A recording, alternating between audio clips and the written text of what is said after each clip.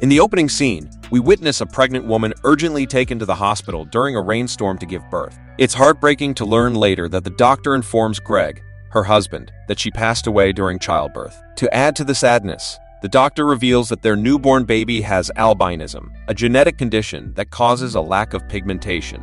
Greg is brought to see the baby, who is undergoing a brainwave test. Unfortunately, upon catching sight of the pale infant, Greg is overcome with grief and rejects the child, distancing himself from the newborn. The story then takes us 2 decades later, where Sheriff Doe and his team are investigating the recent death of an elderly man at a farmhouse. They determine that the man died of a heart attack. While searching the property, they discover a hidden boy in an underground basement. Despite their efforts to coax him out, the boy refuses to come forward. Suspecting fear is the reason, Doe seeks the help of child services psychologist Jesse Caldwell. Jesse promptly arrives and finds the boy hiding in a dark corner of the basement. With Jesse's encouragement, the boy eventually emerges from the shadows, revealing his radiant white skin. His name is Jeremy Reed, but he goes by the nickname Powder due to his unique skin tone. It becomes clear that Powder has never ventured beyond the boundaries of the house. Over time, Jesse becomes curious about why Powder didn't contact the police when his grandfather passed away. In response, the impoverished boy explains that his grandfather warned him he could be taken away if anyone saw him, so he avoided contact with others. To educate himself, he built a small library and memorized every book he owned. Powder claims he can recite every paragraph from his collection. Intrigued, Jesse selects a challenging book, typically meant for college students, and asks him to recite a specific page number. To her astonishment, Powder flawlessly recites the first paragraph of that page. Afterward, Powder accompanies Jesse out of the basement, and she takes him to a boys' hostel where he will be cared for by the state. When they arrive, the other boys are captivated by Powder's appearance, since they have never encountered someone with his unique characteristics. Later that night, while Powder is having dinner at the hostel, a group of bullies approaches him. Their leader, John, demands that Powder wear a spoon on his nose. Unexpectedly, Powder takes the spoon from John's hand and begins to manipulate it with ease. He makes the spoon stand upright on the table and attracts other spoons towards it. This leaves all the boys in awe, perceiving Powder as an extraordinary phenomenon. Meanwhile, Doe returns home after work and finds his son, Steve, waiting at the door. Their strained relationship is evident as they pass each other without exchanging a single word. It turns out Steve came to check on his ailing mother, Emma, who's bedridden due to cancer. The caretaker informs Doe that seeing their son has brought Emma a sense of healing that surpasses what any painkillers could provide. A few days later, Powder enrolls in high school and attends a physics class. During the lesson, Professor Ripley demonstrates a device called Jacob's Ladder, which generates an electric current. As the machine activates, Powder starts feeling uneasy and begins to tremble. Suddenly, the device overloads and releases a powerful electrical discharge directly into Powder's chest. This causes him to levitate in the air, leaving all the students in the classroom horrified. Donnelly frantically tries to turn off the machine but fails. Eventually, he destroys the apparatus with a chair, finally putting an end to the chaos. After the incident, the students quickly evacuate the classroom while Powder lies unconscious on the floor. Worried that he may have perished, Donnelly approaches Powder and touches his body. Surprisingly, the professor experiences an unusual sensation that raises the hair on his arms and puts him in a state of altered consciousness. In the next scene, Powder is rushed to the hospital, where Donnelly recounts the incident to the doctor. However, the doctor remains skeptical,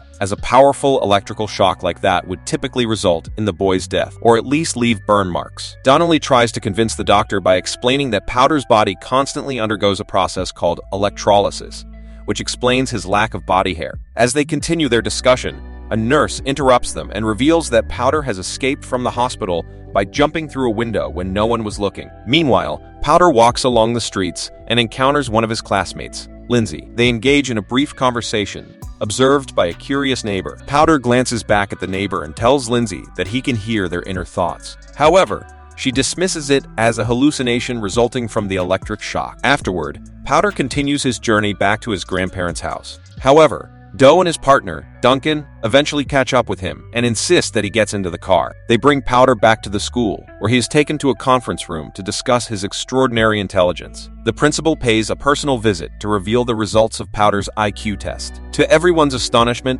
Powder's IQ surpasses 300, surpassing even the world's brightest minds. The principal declares him as a truly exceptional and remarkable individual. However, Powder remains disinterested in such matters and simply requests to be allowed to go back home. Unfortunately, Jesse delivers the news that he can no longer return home, as the house has been taken over by the bank. In the next scene, accompanied by Doe and Duncan, the high school students set off on a thrilling camping trip in the woods. As the night falls and the students gather around a crackling bonfire, Powder sits alone, captivated by his own thoughts. Sensing a brewing thunderstorm, Powder mentions that he can feel the storm's energy resonating within him. He explains that when he sees lightning, there's an inexplicable magnetic pull that draws him toward it. Powder recalls his grandmother, attributing it to God, though he remains skeptical. He also reveals that his mother was struck by lightning while pregnant with him, which seems to be the catalyst for his extraordinary abilities. The following morning, while Powder ventures through the woods, he encounters the bullies, John and Mitch. Without any provocation, John points a gun directly at Powder,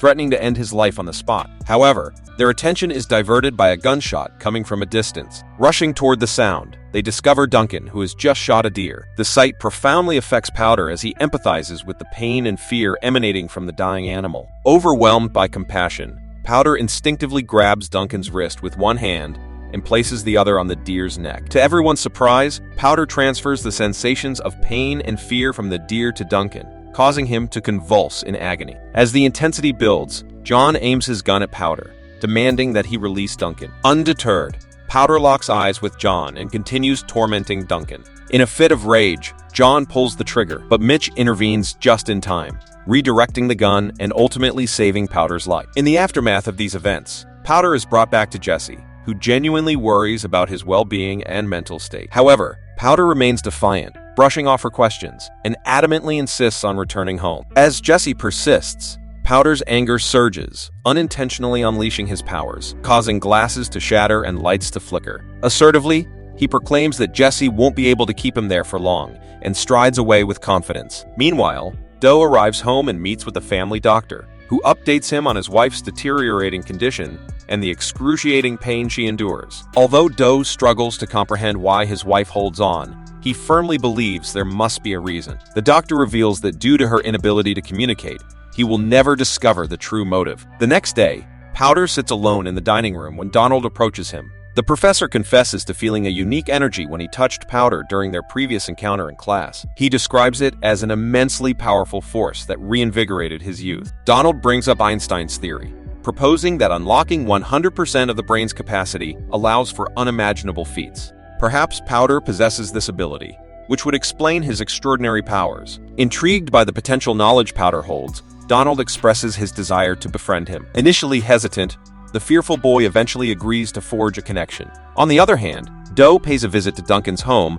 and notices the absence of firearms, despite Duncan's passion for hunting. When questioned, Duncan becomes emotional and shares his overwhelming experience of feeling the deer's pain when Powder transferred it to him. He describes it as an excruciating sensation. Duncan confesses that the traumatic incident has left him unable to bear holding a gun any longer. Upon hearing all of this, Doe becomes aware of Powder's extraordinary abilities, igniting a new idea in his mind. He decides to seek the boy's assistance in communicating with his seriously ill wife through telepathy. Later, Doe brings Powder to his home and introduces him to his ailing wife, Emma. With a gentle touch to her forehead, Powder delves into Emma's mind, allowing her thoughts to be conveyed to the sheriff through their telepathic connection. Through this profound bond, Doe learns that Emma's will to live is fueled by her longing to wear her wedding ring again and reconcile with their estranged son, Steve. Emma reminds Doe of a cherished memory from Steve's childhood when they played in the snow and she lost her wedding ring. This recollection triggers Doe's own memories of Steve diligently searching through the snow each day, hoping to find his mother's ring. Emma reveals that Steve had already found the ring and kept it safe in a silver box on her nightstand all along. Overwhelmed by this revelation, Doe is flooded with emotions as he tenderly places the ring on Emma's finger. Powder touches Doe's wrist, enabling him to hear Emma's voice. In a profound moment, Doe embraces his wife, shedding tears of love and reassurance. As Emma's final moments draw near, she opens her eyes one last time before peacefully passing away. Shortly after, Steve arrives, and Doe warmly embraces him. Finally, the barriers between father and son crumble, allowing them to reconcile, all thanks to the profound impact Powder has had on their lives. The scene shifts to a county fair, where Powder encounters Lindsay, who stands out by treating him with acceptance and kindness. As they engage in conversation, an unexpected moment occurs when Powder touches Lindsay's hands, granting them the ability to hear each other's thoughts. In this exchange, Lindsay learns about Powder's father abandoning him due to his albinism. Feeling compassion, She provides comfort and reassurance, emphasizing the beauty of Powder's face. In a surprising act, Lindsay kisses him, attracting the attention of those around them. Unfortunately, Lindsay's father witnesses the gesture and confronts Powder, subjecting him to hurtful insults and even threatening physical harm. Luckily, Jesse, present at the fair, intervenes and apologizes on Powder's behalf, swiftly removing him from the situation to keep him safe. Filled with heartache, Powder returns to the boys' hostel, intending to gather his belongings and escape back to his farm. However, as he prepares to leave, he overhears a group of boys playing basketball. Intrigued, he approaches the court, only to discover that it is occupied by John and his gang. Hoping to avoid any interaction, Powder tries to leave, but John blocks his path and snatches his hat, asserting dominance. John challenges Powder to use his powers and retrieve the hat. Instead of directly confronting John, Powder delves into his mind, exposing the painful history of abuse inflicted by his stepfather, revealing a vulnerable side of the stepfather that few have witnessed. It becomes clear that John's stepfather had previously taken possession of the hat, which held deep sentimental value as it belonged to his deceased biological father. Tragically, John endured the same torment from his stepfather that he now inflicts upon Powder. This realization intensifies John's anger, pushing him to extreme measures. In a sudden turn of events, the rain pours down, and John forcefully drags Powder outside. With malicious intent, he subjects the vulnerable boy to degradation and humiliation, stripping away his clothes and plunging him into the muddy waters, aiming to tarnish his pale complexion. Unable to bear this immense humiliation any longer, Powder unleashes a formidable electromagnetic pulse, creating a spherical force that propels all the bullies into the air. After a disorienting moment, everyone regains their senses except for John. Fearing for his life, Mitch rushes to John's side, discovering that his heart has stopped beating, teetering on the edge of death. Overwhelmed by the consequences of his actions, Powder experiences instant regret and leaps into action, employing his powers to administer life-saving CPR to John.